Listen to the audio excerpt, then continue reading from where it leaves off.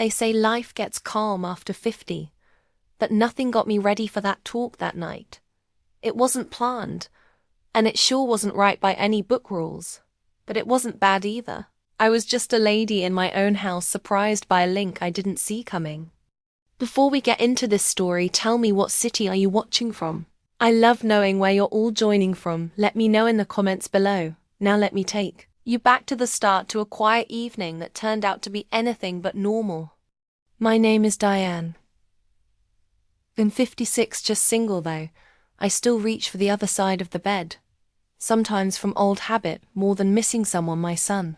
Brandon had just begun his second year at college, and the house had been quieter than ever. Too quiet, really, the kind of quiet that makes you hear the creak in the floor and the buzz of the fridge. It makes you think, and thinking too much can be risky. It was late September when Brandon called and asked if his roommate Jaden could stay. The weekend their dorm was getting some fixes, and Jaden's family lived far away. Of course, I said. Yes, I remembered how often Brandon stayed at friends' homes in high school, and I liked giving back that niceness. Jaden came on a rainy Friday evening. Tall and thin with that messy, just woke up hair college boys often have. He had a quiet sureness, not the show-off kind. Just steady, kind eyes, warm voice. He said hi, nicely calling me Miss Diane, with a soft smile that made me feel shy in a way I hadn't in years. I told myself it was just the surprise of a new face. Dinner was easy: baked salmon, roasted veggies, and a glass of red wine for me. Brandon and Jaden talked about school life, teachers, a new soccer game I mostly listened smiling at. How grown my son sounded. Jaden asked about my cooking, said nice things about the wine, laughed easy. He had a way of making you feel like your words counted. After dinner, Brandon went to his room to play a game with friends online. Jaden said he'd help clean up, and even when I said no, he did anyway. There was something relaxing about him there. As we stood by the sink, the sound of water and dishes clinking filling the easy talk between us. Brandon tells me you work in design, he asked, handing me a clean plate. Used to, I said, drying it. I run a small advice business now, mostly from home. A lot quieter than the big company world. He nodded. Sounds calm, sometimes too calm, I said right away, wishing I hadn't, but he just smiled like he got it. After the kitchen was clean, I made tea and asked him to sit with me in the living room. Brandon was still in his room, the soft sounds of his game coming from behind his shut door. Jaden and I talked for what felt like hours about college, about books, music, his plans after school, and slowly about more close things. There was no weird feeling at first, just comfort. But the longer we talked, the more I saw how he looked at me when I laughed, how his eyes stayed just a second more than needed. I reminded myself I was making it up, that I was old enough to be his mom, for goodness sake.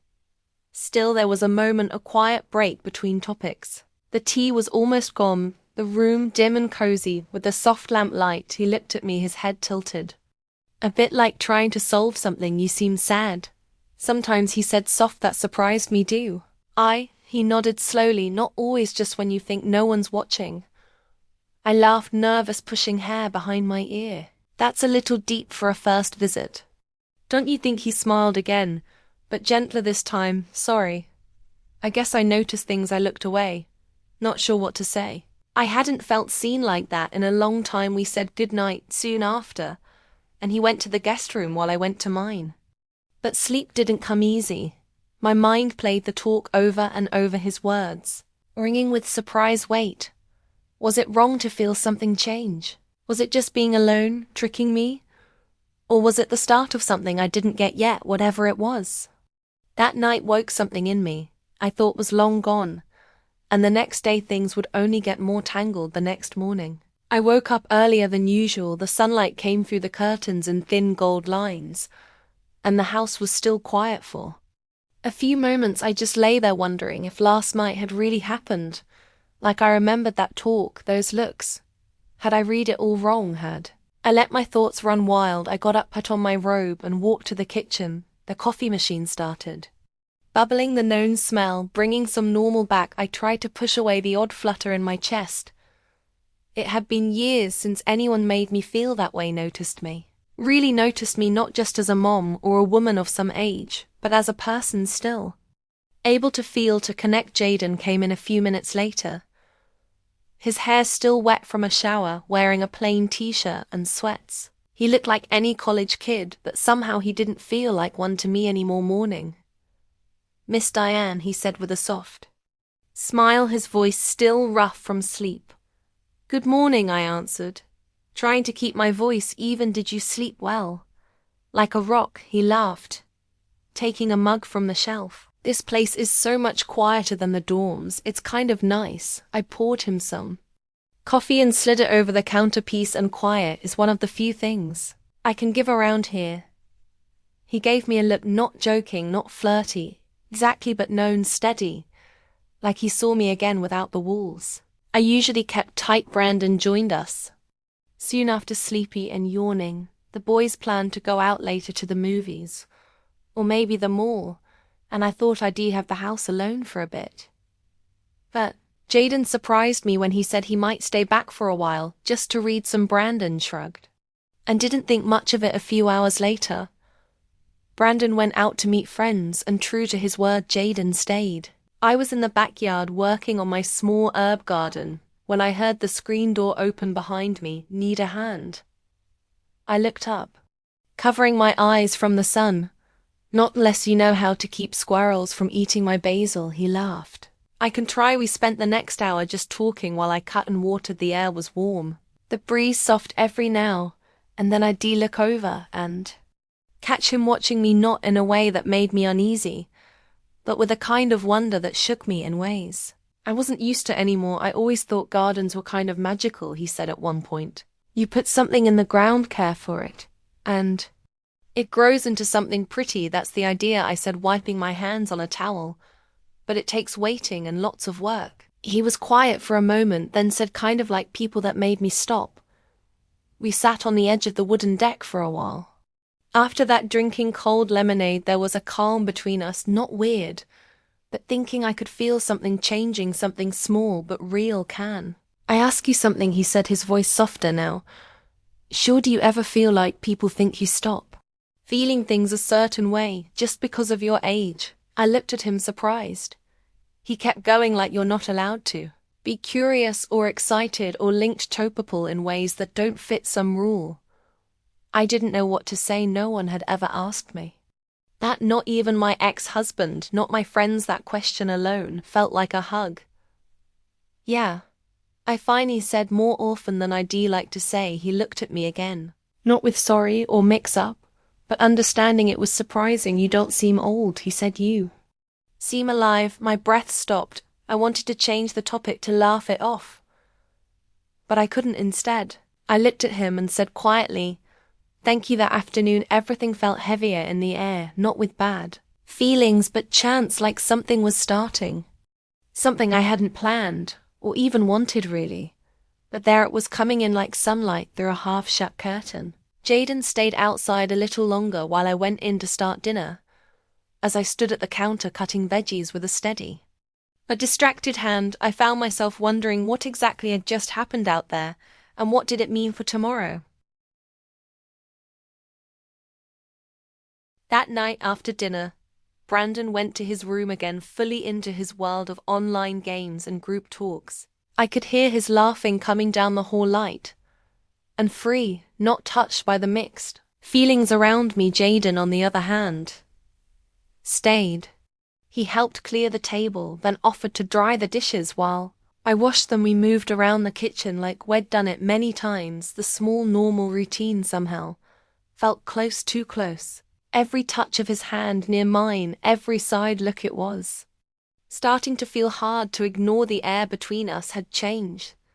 When the kitchen was spotless, we didn't go separate ways. I made a pot of herbal tea and pointed to the back patio. It's a nice night, I said, trying to sound easy. We could sit outside for a bit. Jaden nodded and followed me, holding the screen door open like a polite guy. The sky was clear, the stars spread in a soft shine above. We sat on the wooden steps of the deck, again, shoulders a few inches apart, holding warm mugs. He looked Up at the sky, I used to go out and look at stars with my mom when I was small. We'd lie on a blanket in the backyard and make up stories about the star groups. I smiled. That sounds pretty. She passed away when I was 13. He said, his voice low.